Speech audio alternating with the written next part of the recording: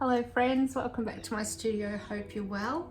What is this, you may ask? This is the first thing in a group of things that I've been buying recently for the studio.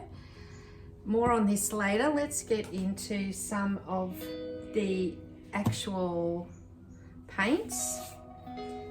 A few vlogs ago you would have seen me rush to the store to get some more titanium white, and I bought this big tub. And look, I've just about finished it all because I have been mixing up batches of paint. The other paints I bought from Castlemaine are these two, restocking. Now this Nickel Azo Golden have discontinued this line and I'm absolutely devastated. It's a fairly new colour for me, and it's already going out of production. They have offered it an alternative mix, but it hasn't got the depth and glow that this does because of the Nickel Azo. And Mark at the art supply store did explain to me what's going on. It's about the world market, and that particularly the car industry use these ingredients, and they use and import way more than the art supply world does. So I think we've been outpriced by those. So it's not really viable anymore for Golden to make that colour. So that is a real shame. It's the colour that I use to make up this really lovely apricot. Yeah, you know, it's a yellowy apricot. It's quite earthy as well when I say apricot. So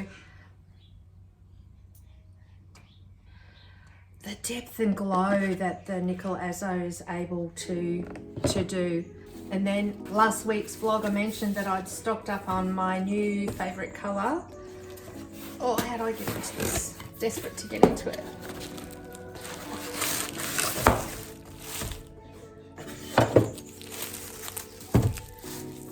Yay! Here it is, 2 big tubs of the titanium, unbleached titanium. So there's the tub. You can get this, of course, in the bigger tub, but I wanted to be able to reuse these little tubs in mixing up tubs of paint, so I went for the smaller ones, but I bought 2. Look at that, gorgeous, very versatile colour I'm finding in the studio. And thinking about that Nickel Azo apricot-y colour, I saw this. I needed to make up the amount so I could get free postage, free shipping. So I've added this colour in. We'll do a swatch in a moment. I've not used this colour before. It's a little bit paler than what it looked. It does say light orange. A colour that's been on my wish list for a long time is this green grey by Matisse, Antique Green. Now that I'm doing more landscapes, I am keen to have more greens on the palette, and because I'm going more in those muted tones, I thought that would work really well. We'll swatch that up too. And I would also, in the landscapes, I'd really love to do some coastal work, so this has been on my wish list for a long time as well. This is part of their the Matisse's Australian range, and it is Southern Ocean Blue, and it's, yes, a lovely deep turquoise, so that could be really lovely in landscapes. And the last paint colour I got was this zinc white.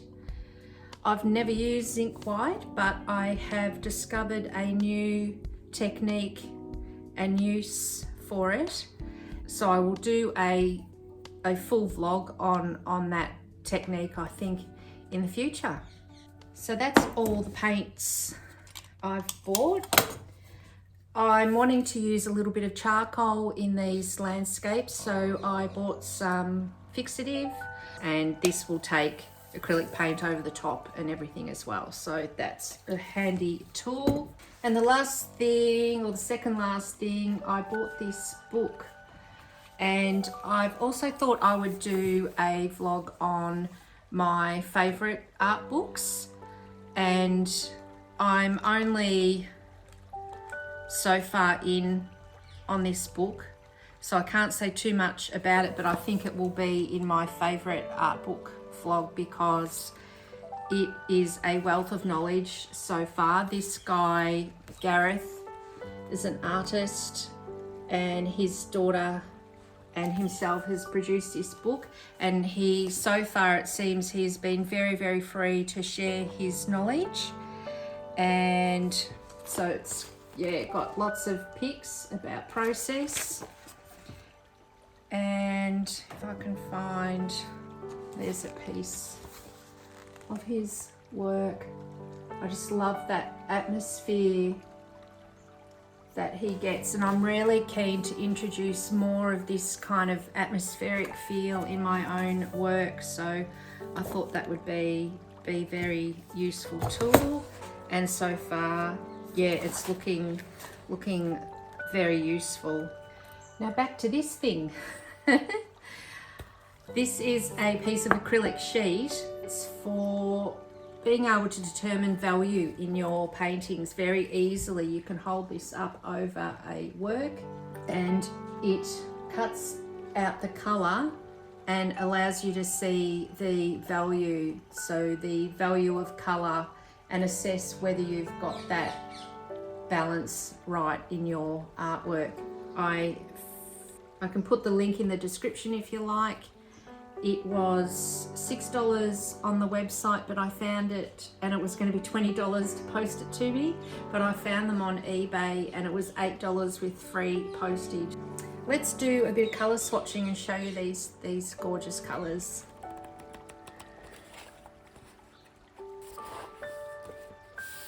Okay, here we are with the unbleached titanium, and as I said in last week's vlog, this is a colour that I'm using as a base mix in so many of my mixes lately. And here's the green grey, beautiful. This is Golden's light orange. Very pale. Looks more opaque on the tube.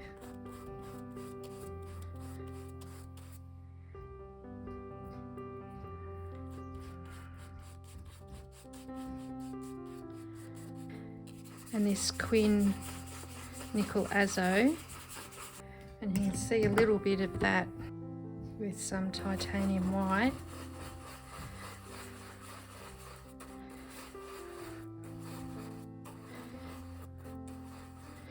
There's some of the brilliant alizarin.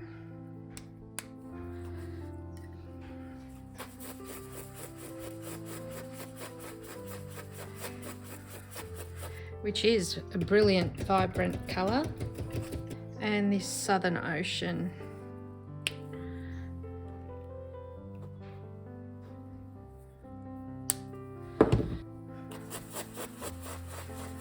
Look how rich that is. Gorgeous. That's with a bit of the titanium white.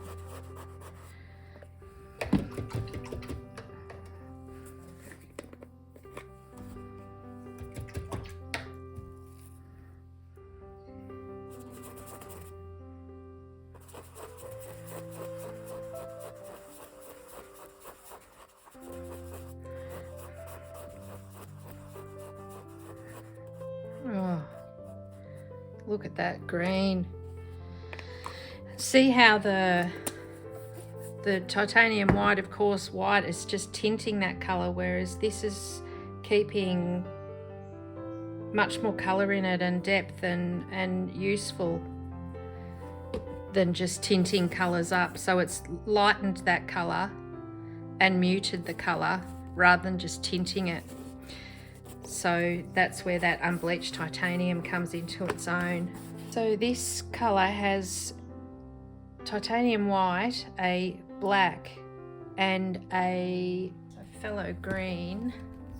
Working on my pigment theory, it means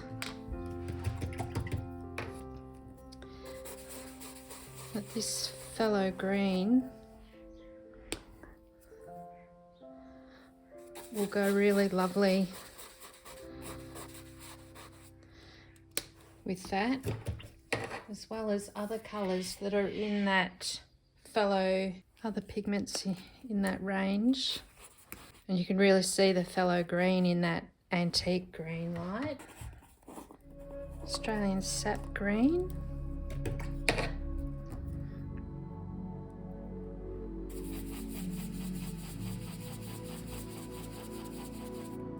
And the Southern Ocean Blue has also got the phthalo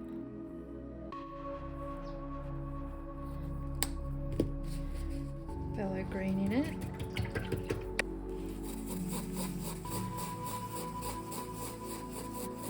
So aren't they a lovely mix of greens? Following on the theory that they all have this phthalo green common pigment in them. So I could use those, and then with this phthalo green I could mix into any primary colour or any other colour I'm wanting to add into the mix.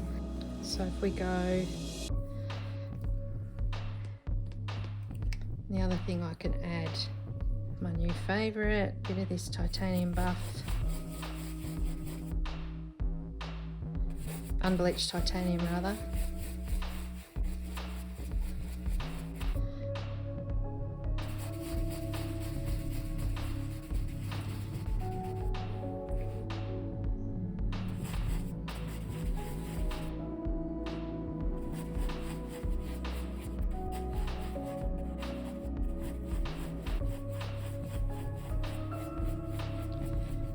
And suddenly we've got all these really beautiful ocean and landscape colours. Let's mix up some of these blues and grey with this new unbleached titanium, and I'll show you what I'm talking about just how lovely this colour is. So this is with cerulean blue.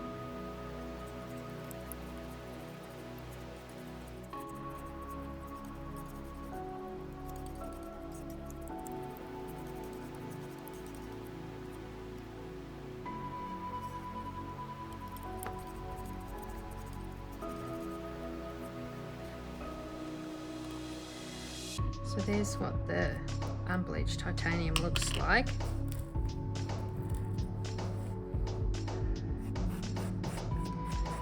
Really lovely greeny grey.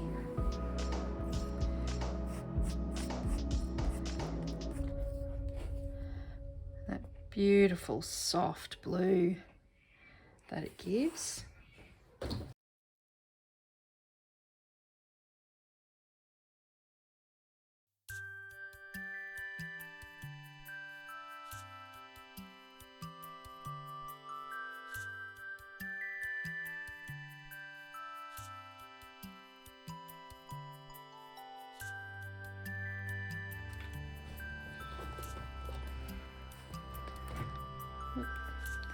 So there's the blue gum on its own.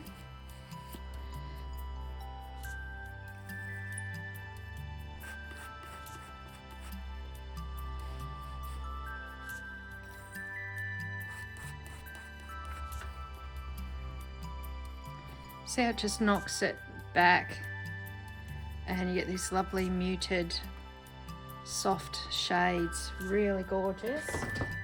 And then lastly, with the Payne's Grey,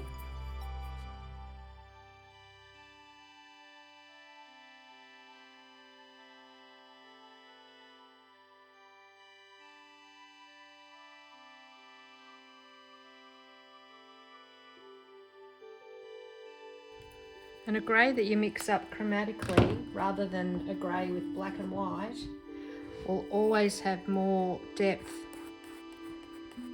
and interest.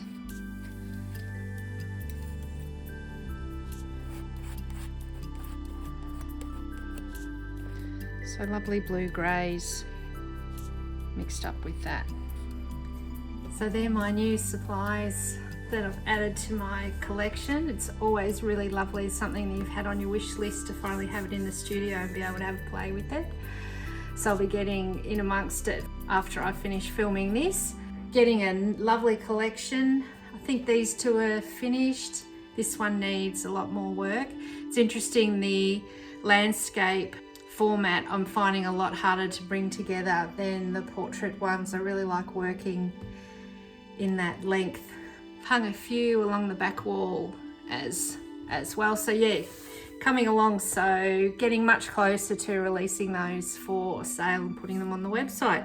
So have I encouraged you to go out and get a very versatile unbleached titanium or any other of those wonderful colours that I showed you today. I really do hope you find these inspiring. Please, please, please subscribe if you have not already. That's the best way to support me and to encourage me to continue to create these videos for you. That's it from me this week. I'll see you next week. Have a lovely week. Bye.